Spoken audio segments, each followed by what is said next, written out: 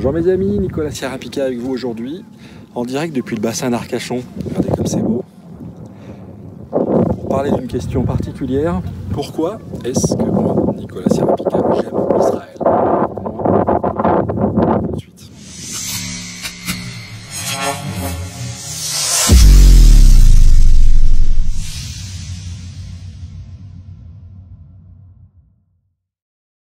Alors d'abord, pourquoi est-ce que j'aime Israël? Mais pourquoi pas mes amis? C'est interdit d'aimer Israël? Je ne sais pas si vous vous rendez compte, mais être seul contre tous, moi c'est un truc que j'aime bien. Vous vous rendez compte que tout le monde, mais alors tout le monde déteste Israël. Tout le monde déteste Israël. Est-ce que vous vous êtes posé la question de savoir pourquoi les gens détestent à ce point Israël? Est-ce qu'il n'y a pas une raison particulière à ça? Qu'est-ce que vous en pensez? Ça vous a jamais frappé ça? Pourquoi tout le monde déteste Israël à ce point-là? Alors moi en tant que chrétien, je peux dire que j'aime tous les hommes. Il y a beaucoup de gens qui disent ouais moi je suis chrétien, j'aime tous les hommes, tout ça. Et une chose qui m'a frappé aussi, c'est ce besoin systématique des gens de préciser. C'est-à-dire quand ils disent moi j'aime Israël, mais j'aime aussi les Palestiniens, moi j'aime ma femme, mais j'aime pas les autres. Je veux dire, j'aime ma femme, j'aime les autres femmes, mais pas forcément comme j'aime ma femme, si vous voyez ce que je veux dire. Il y a des gens, ils sont toujours en train de devoir préciser, j'aime Israël, j'aime aussi les autres pays. En fait, quand tu te sens obligé de préciser, réfléchis à ça. Est-ce que c'est pas problématique, ce besoin constant de devoir préciser que tu aimes aussi les autres? Quand tu aimes quelqu'un, tu n'as pas à te justifier. Moi, j'aime Israël et j'ai pas besoin de me justifier. J'aime Israël parce que, on va y venir. J'aime Israël parce que le livre qui est mon livre de chevet, et là je m'adresse à vous, tous mes jeunes amis, ou tous mes amis assez fraîchement convertis, assez récemment convertis, j'ai remarqué que parmi vous, il y avait beaucoup de gens qui étaient dans une sorte d'antisémitisme latent, d'antisionisme. Vous savez, celui qu'on trouve chez Dieudonné, cette contestation constante du droit d'Israël à exister. Donc j'aime Israël parce que pour moi c'est la culture du livre que j'aime, c'est la culture de la Bible. Tous les prophètes, tous les personnages du livre que je lis constamment, que vous lisez constamment, tous ces personnages viennent d'Israël, ont vécu en Israël, sont des Israéliens, à l'exception de quelques-uns dans le livre des Actes ou dans le Nouveau Testament, mais l'essentiel des personnages du livre que vous lisez constamment sont des Juifs. Eh oui mes amis, ça me fait penser à un passage dans le film avec Louis de Funès. Quoi? Salomon? Vous êtes juif? Salomon est juif? Vous êtes juif? Comment Salomon, vous êtes juif? Salomon est juif. Oh! Et mon oncle Jacob qui arrive de New York, il est rabbin? Mais il n'est pas juif. Ah si. Mais pas de votre famille, si. Tout ça fait rien, je vous garde quand même.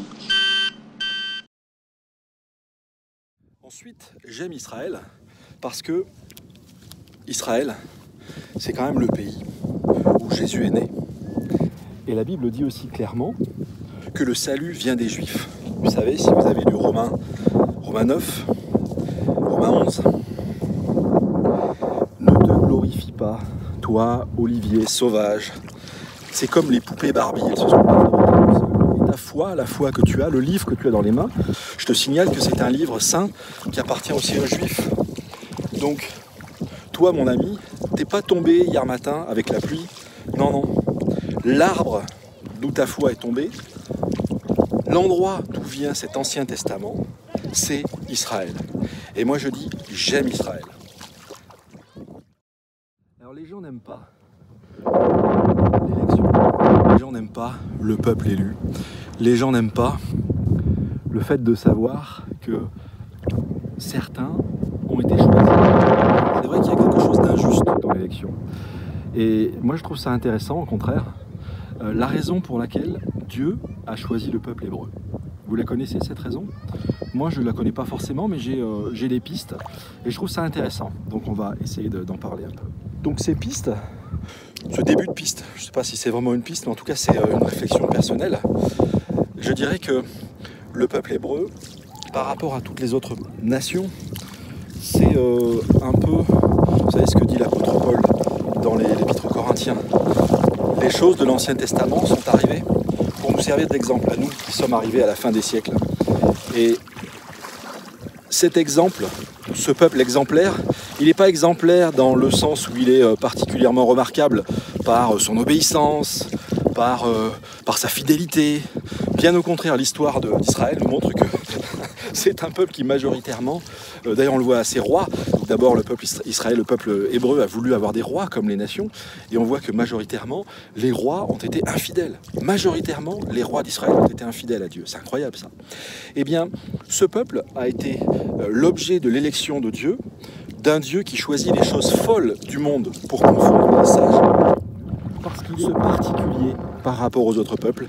Il est vraiment la quintessence, je dirais, d'un peuple indocile, d'un peuple rebelle. Voilà.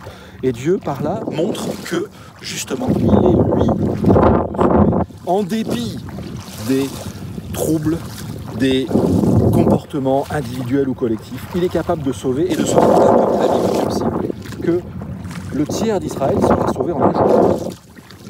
Donc moi je le dis et je le redis, le salut vient des Juifs, mes amis. Je le dis, c'est un peu un slogan, c'est personnel, hein, vous n'êtes pas obligé de me suivre là-dessus, mais en tout cas moi je vous dis ma conviction, si tu te sens obligé de te justifier en disant j'aime les Juifs mais j'aime aussi les autres, c'est que tu n'aimes pas les Juifs, tout simplement. Si tu dis j'aime Israël mais j'aime aussi les Palestiniens, etc., c'est que tu n'aimes pas Israël, tout simplement. C'est tout. Je peux en discuter.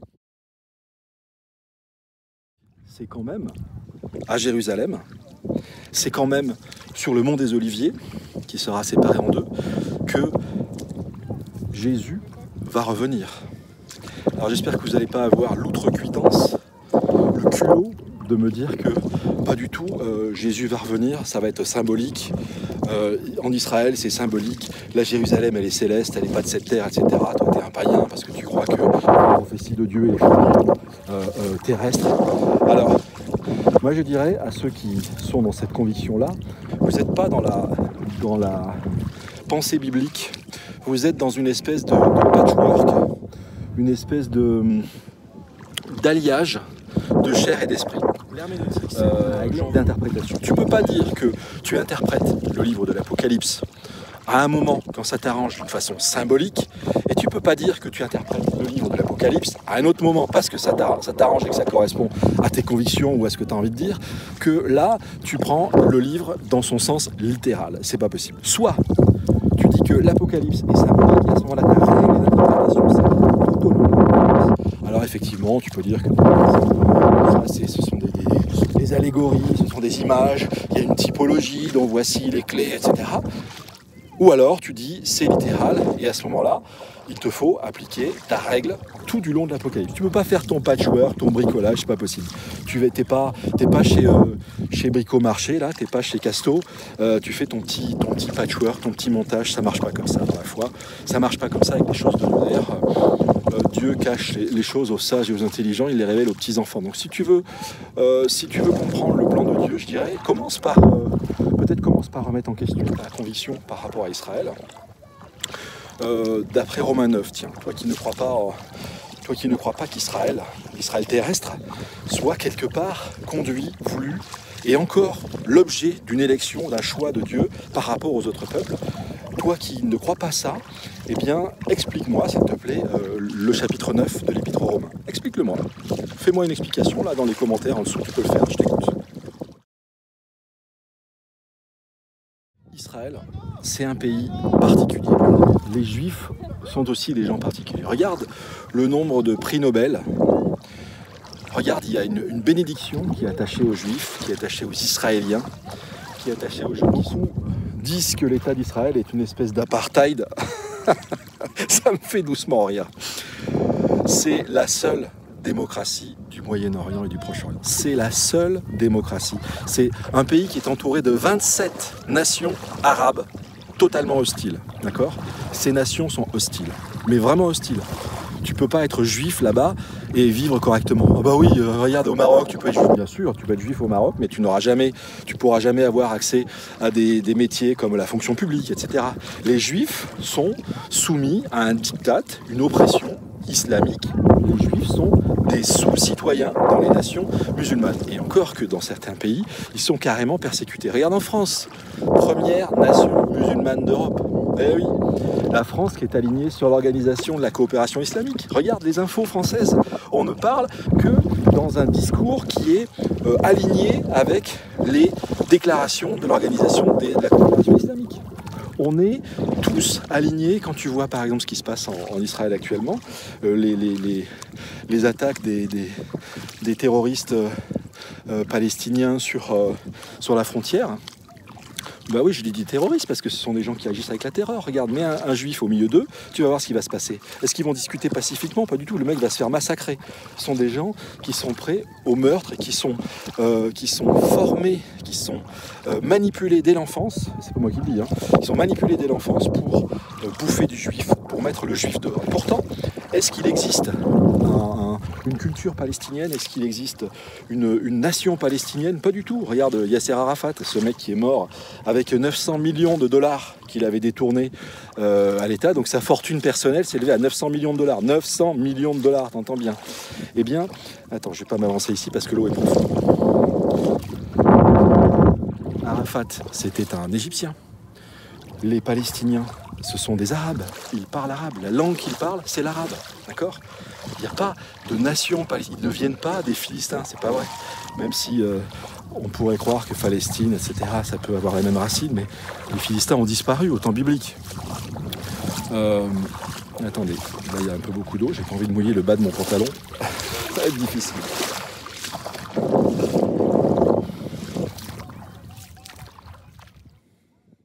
Les Israéliens sont la seule démocratie de la région. Donc 27 nations hostiles qui les entourent, mais vraiment hostiles. Je veux dire, si vous regardez la charte du Hamas, qui a remporté quand même les élections dites démocratiques dans le pays d'à côté, la charte du Hamas stipule clairement la destruction d'Israël, la destruction physique d'Israël. Il n'y a pas du tout de désir de cohabitation pacifique, il y a juste un désir de destruction pure et simple. Un Palestinien qui regarde la télévision, qui écoute les médias, qui va à l'école palestinienne, il est éduqué, il est enseigné dans la haine du juif, dans la haine d'Israël. Il va prendre une arme, il va s'introduire dans la maison de colons, il va égorger le père, il va massacrer l'enfant et il va éventrer la maman qui est enceinte, d'accord? Il va ensuite l'égorger et il va planter son couteau aussi dans le bébé qu'il aura éventré du ventre de sa mère. Donc je vous épargne pas les détails, mais c'est un fait qui est arrivé. Et il va être arrêté ou abattu par les forces de sécurité israéliennes ou abattu par un autre colon. Et cet homme sera un martyr de la cause palestinienne. Pourtant, l'acte qu'il a fait, franchement, excusez-moi, il n'y a rien de glorieux dans le fait d'aller massacrer des pauvres gens, une famille entière, d'aller gorger, d'aller éventrer une pauvre femme. Il n'y a rien de glorieux là-dedans. Pourtant, ça s'est produit. Et ces hommes-là, quand ils le font, ils sont des shahids, c'est-à-dire des martyrs de la cause, des martyrs de la cause. En tant que martyrs, ils sont dotés, ou leurs familles qui restent sont dotées, et c'est pour ça que les juifs, quand ils vont aller détruire les maisons des familles, des martyrs, des shahids, c'est pas du tout parce que les juifs sont méchants, pas du tout, c'est tout simplement parce qu'ils savent que les gens font ça aussi pour une certaine récompense. D'ailleurs, quand ils se font exploser, vous avez des gars qui se mettent du fil d'or autour de la bistouquette parce qu'ils savent qu'ils vont aller, passez-moi l'expression, s'amuser avec 70 houris aux yeux sombres dans le paradis d'Allah. Quelle horreur. Donc ces mecs-là, c'est des tordus, c'est des détraqués, c'est des pervers, c'est surtout des maniaques de la mort, des amoureux de la mort, comme dit la Bible. Tous ceux qui me haïssent aiment la mort.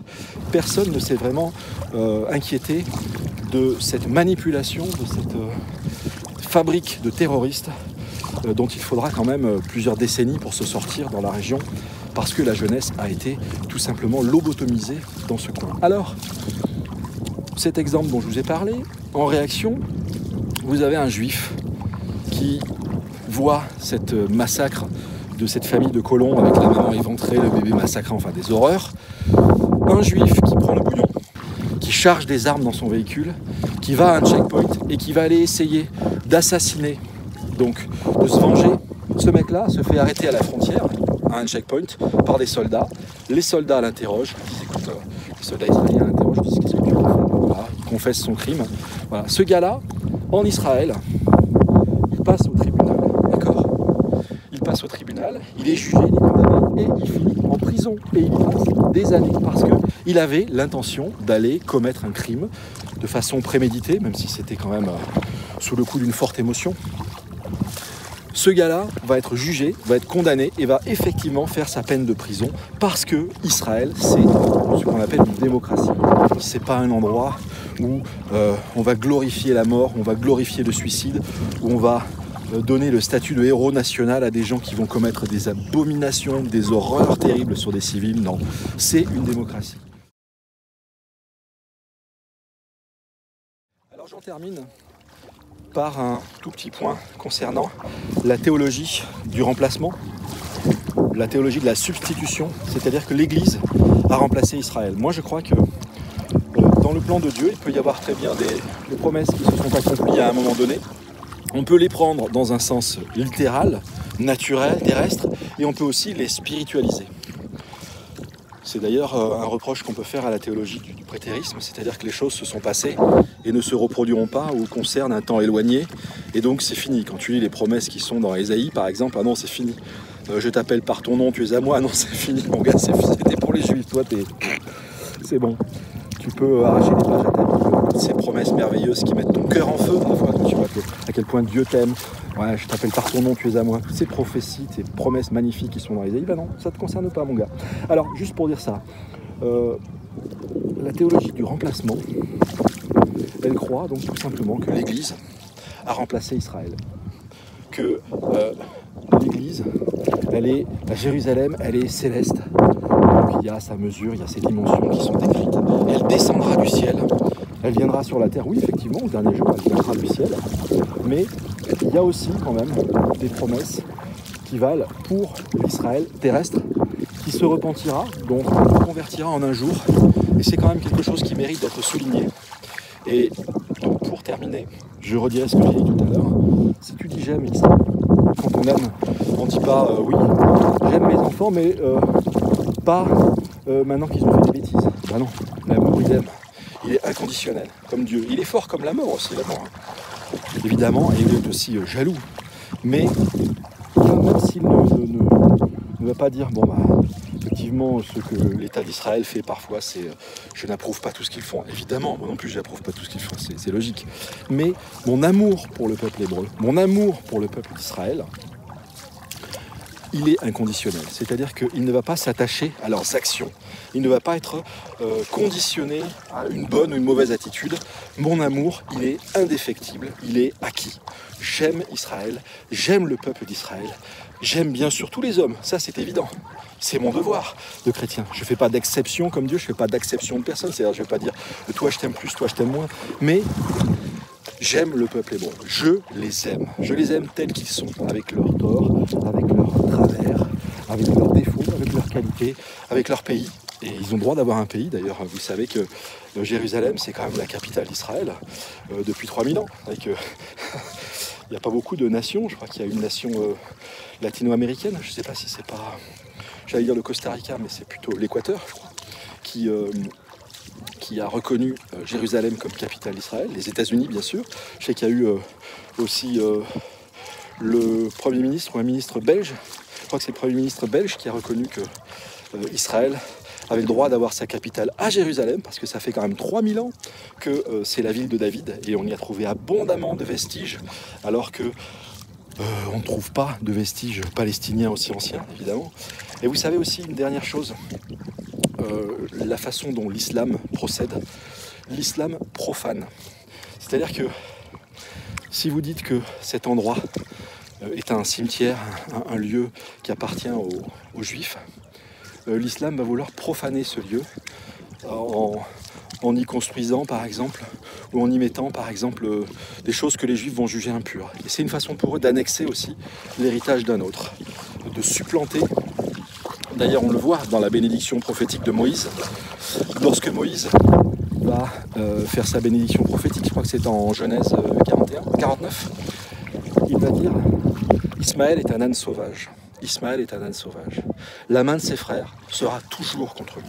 Et il sera toujours contre ses frères. Il habitera en face de ses frères.